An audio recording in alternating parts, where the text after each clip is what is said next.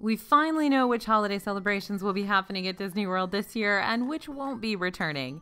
We've also got updates on Disneyland and reviews of this year's Halloween treats coming up on DFB Guide.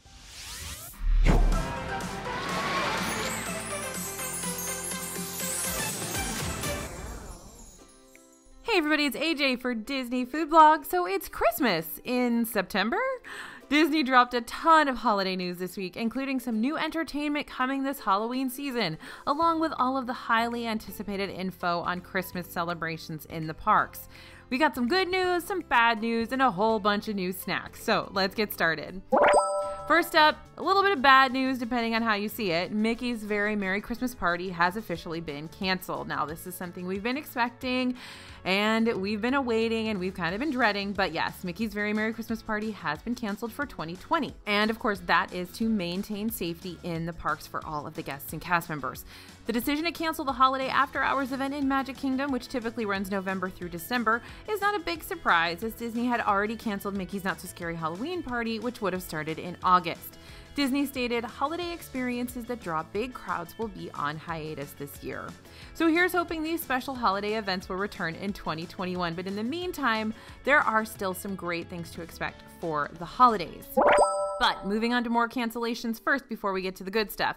Cinderella Castle won't be getting her Christmas lights this year. So even with the cancellation of the Christmas party, Magic Kingdom will still be getting some holiday joy, but the castle won't be lit up the same way it has been in years past. Disney shared that instead of the dream lights, which usually adorn Cinderella Castle, there will be projections this year. So the castle will be transformed, quote unquote, with a rotating series of designs, Disney says, including ugly Christmas sweaters, which Disney describes as whimsical, and red, green, and gold ornamentation. So this kind of makes sense since the park actually closes before it gets super dark anyway. So projections might make a little bit more sense, I guess. Anyway, we will be there to see it. We will let you know what it looks like and we'll give you the updates. All right, the Candlelight Processional in EPCOT has been canceled as well. So Magic Kingdom isn't the only park that's going to go without their signature holiday celebration this year. EPCOT's Candlelight Processional has been canceled for 2020. The Candlelight Processional is a celebrity-narrated performance that traditionally includes a 50-piece orchestra and choir composed of cast members and visitors who are invited to perform from around the country. It was performed 3 times nightly during the holiday season in years past. Now, while this event won't be back, there is some good news for EPCOT. The Festival of the Holidays is returning. So starting November 27th, EPCOT's International Festival of the Holidays will bring food booths featuring holiday-inspired eats to World Showcase. Disney's already confirmed that a few of our favorite booths are going to be returning, including American Holiday Table with its slow-roasted turkey and stuffing, and Bavaria Holiday Kitchen, which is where we get our big old bread bowl of cheese fondue, which is awesome. At this time, it doesn't appear that the holiday storytellers will be returning, though Joyful will be performing in the World Showplace, and the Voices of Liberty will be performing on the America Gardens stage. But we'll keep you updated on the holiday storytellers. We're not sure yet, but they haven't announced them yet. Another big thing to note, Disney just updated EPCOT's operating hours, and starting November 27th, the same day Festival of the Holidays begins, the park will open at noon and close at 8 p.m. Always keep an eye on those park hours. Disney's been changing things up a lot in recent weeks. All right, next piece of Christmas news, there won't be any gingerbread displays in the hotels this year. No holiday gingerbread displays in the Disney resorts. Due to social distancing guidelines, Disney has decided to forego the massive gingerbread displays we typically see at the Grand Floridian, Contemporary, Beach Club, and elsewhere around Disney World. But resorts will still be decorated with Christmas trees and other holiday decor, so the only thing missing will be those gingerbread displays. You will still see plenty of decorations all around the Disney resorts, and of course, Animal Kingdom, Wilderness Lodge, Grand Floridian, all those resorts that have those giant multi-story trees will have them again this year. So let's talk about entertainment. The Christmas entertainment that will be happening is still pretty plentiful. In addition to Epcot's Festival of the Holidays and those holiday castle projections, Disney World will be decked in festive decor between November 6th and December 30th.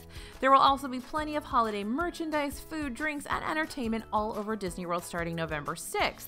Special holiday-themed character cavalcades will be in each Disney World park with gingerbread men, elves, reindeer, and the toy soldiers in Magic Kingdom. So if you do go to Mickey's Very Merry Christmas Party every year, you're going to see some of your favorites from that holiday parade in the cavalcades during the day at Magic Kingdom. So don't worry too much. Those funny reindeer, the cute gingerbread men, the toy soldiers, you're still going to see them in Magic Kingdom. It just won't be in a holiday parade at night. And Santa Claus is going to be making appearances in all 4 parks and Disney Springs. Does that mean you can go up and meet Santa Claus? Does that mean you have to wait in a long line to stand socially distanced 6 feet from Santa Claus? We don't know yet, but we're finding out. All right, and Disney Springs will have its Christmas tree trail back this year. If you remember, those are those elaborately decorated Christmas trees, all in a huge setup in Disney Springs that you can sort of wander through, and they have really special theming from different films and different attractions. Really, really cool. The Haunted Mansion one is really awesome specifically. But this year they'll be a bit more spread out than they are in that typical trail setup, just to encourage that social distancing. And in the evenings, guests are going to be able to experience that magical Florida snow, or Snope as we like to refer to it.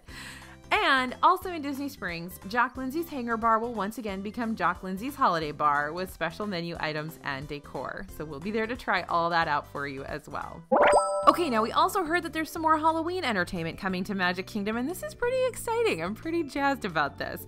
Starting September 20th, the Dapper Dans are returning. So during Halloween season, they're performing, of course, as their spooky alter egos, the Cadaver Dans. So you're going to see the Cadaver Dans in the parks singing starting September 20th. That's super exciting. And Magic Kingdom will be getting Halloween character cavalcades like we hoped they would. We've already heard that Mickey and friends will be cruising around the park in their Halloween costumes, but Disney is adding a villains cavalcade to this mix as well. So you're going to be able to see villains like Gaston, Maleficent, Queen of Hearts, and Jafar, and there will be a Jack Skellington cavalcade added as well. So get ready for some extra Halloween cavalcades with the characters in Magic Kingdom.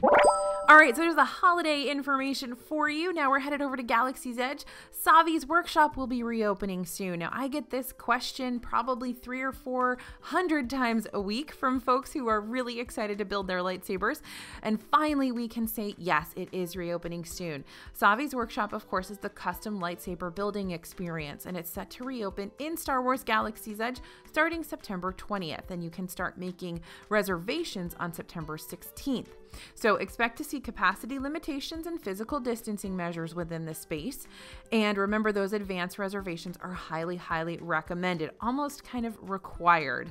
So on September 16th, be sure to be on the My Disney Experience app or the Disney World website making those reservations. All right, next note on a Disney World attraction, People Mover is going to stay closed through November based on the refurbishment calendar. The date used to be October 31st, now it's moved to November 21st. So we're not sure exactly when the refurb will be finished, considering the People Mover was seeing some breakdowns before it underwent refurbishment, but we are going to keep you posted.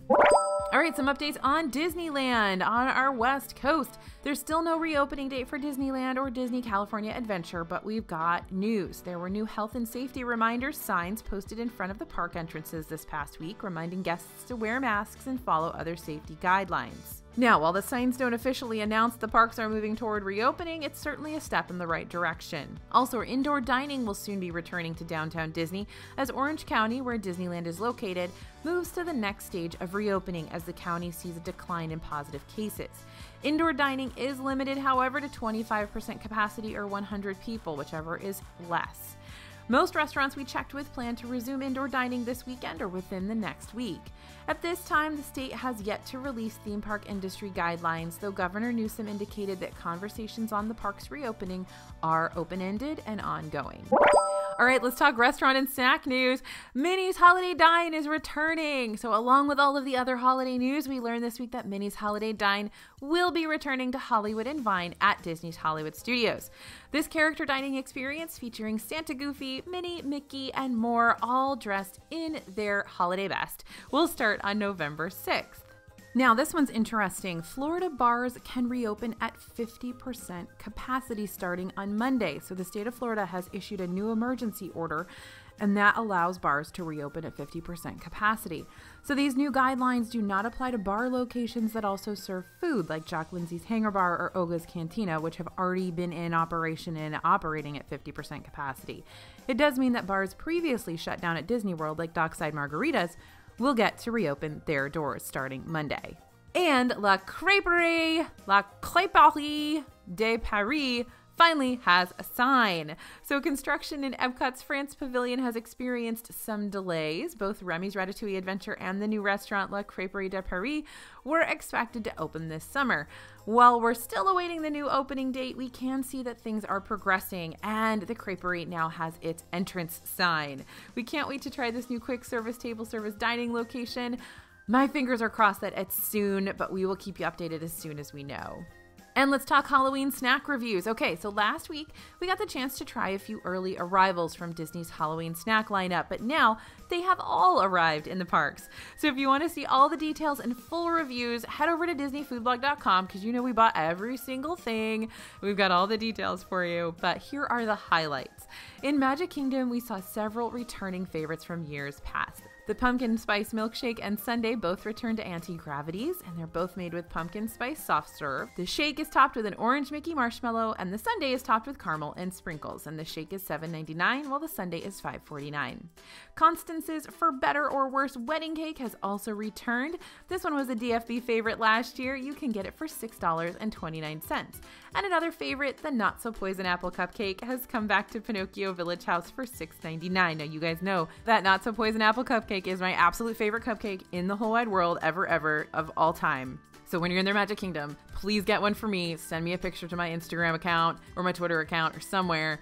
Let me know you're having it. You're going to love it. That one's $6.99. All right, Mini Donuts and the Hades Nachos are both back at Pecos Bill's. Both were just as good as last year. Of course, that Mini Donuts you can get with one of the Haunted Mansion hitchhiking ghost souvenir kind of carriers, I guess. That's sort of what it is.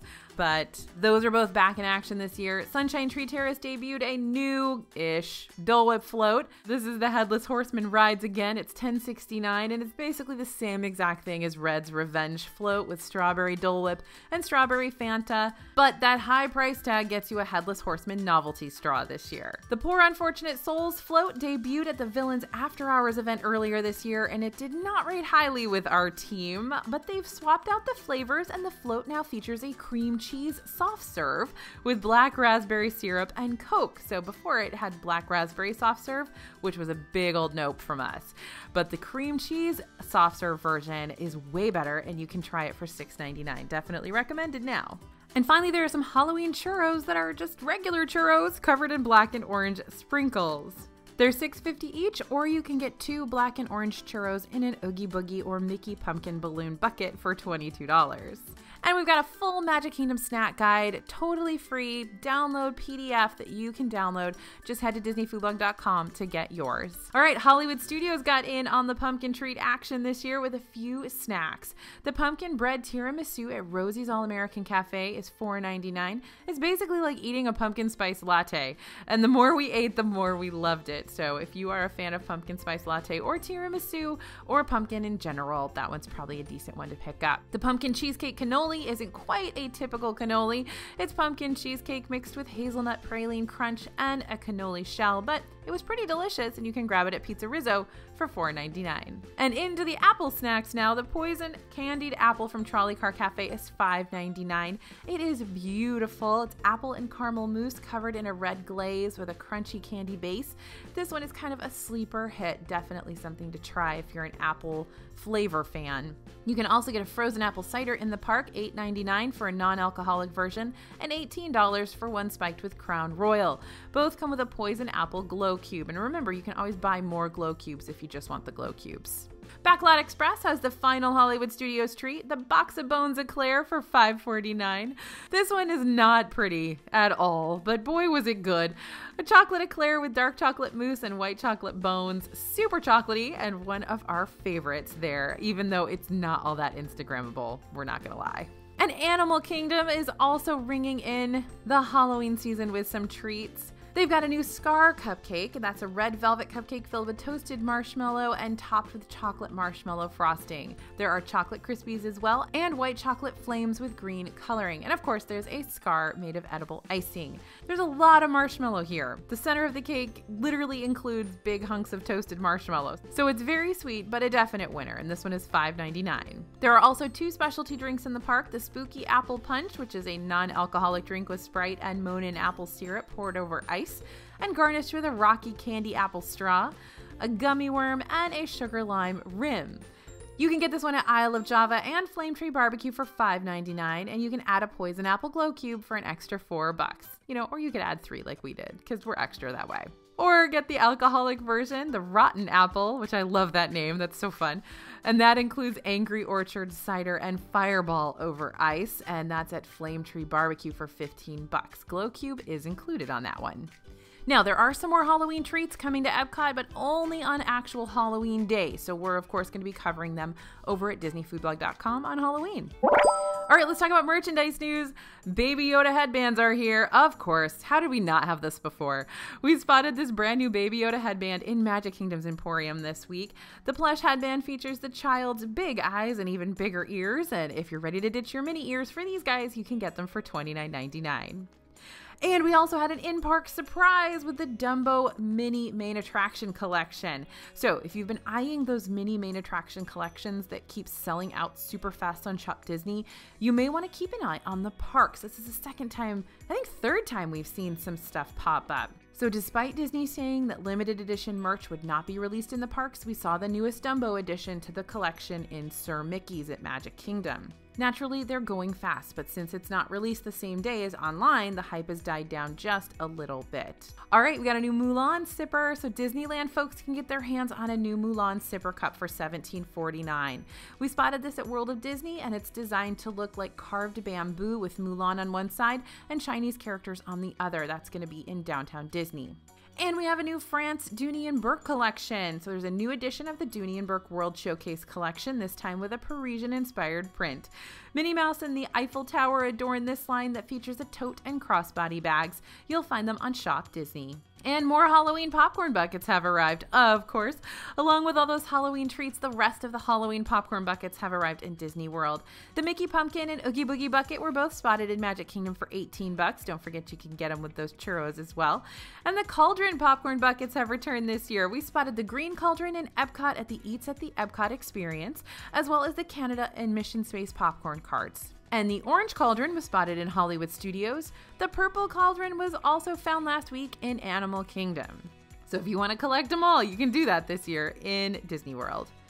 All right, we've got a new Trader Sam's Tiki mug as well. So Trader Sam's Grog Grotto may be closed at the moment, but a new Trader Sam's Grog Grotto Tiki mug has made its way to the Polynesian Village Resort in Disney World. We spotted this little tiki guy for $22.99 at Boutique. And we've got an 80s retro line. Disney released some bright and nostalgic clothing at Once Upon a Time in Hollywood Studios this week. The line features bike shorts, cropped sweatshirts, and tees in prints that remind of movie theaters in the late 80s.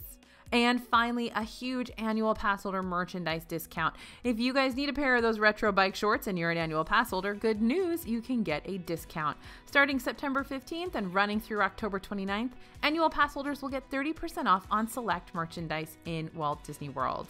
Now, we're not sure if that is going to come online again, so you can use it at Shop Disney, but we will keep you updated.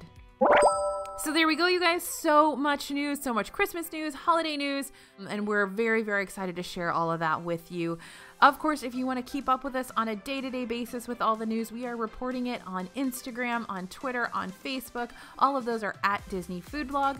And you can also follow our newsletter. We send out lots of newsletters each week with all the information.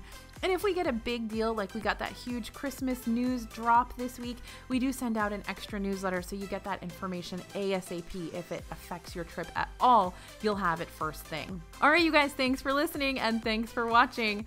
As always, this is AJ for Disney Food Blog, and we'll see you real soon.